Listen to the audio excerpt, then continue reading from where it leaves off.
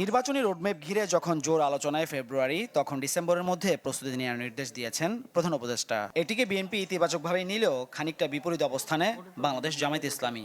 দলটি বলছে, জুলাই গণহত্যার দৃশ্যমান বিচার ও মৌলিক সংস্কার না হলে ডিসেম্বরে নির্বাচনের পক্ষে নয় তারা। নির্বাচনের জন্য উভয়ের জন্য সমান সুযোগ সুবিধা সম্পন্ন পরিবেশকেই মিন করা হয়েছে। তা যদি প্রশ্নটা এমন হয় যে না এখনই এরকম আছে কিনা, আমরা বলব না, এখন লেভেল প্লেইং ফিল্ড নাই। নির্বাচন নিরপেক্ষ করার জন্য সরকার প্রয়োজনীয় ইলেকট্রাল সিস্টেমকে সংস্কার করবেন, গভর্নমেন্ট প্রতিশ্রুতিবদ্ধ আছে।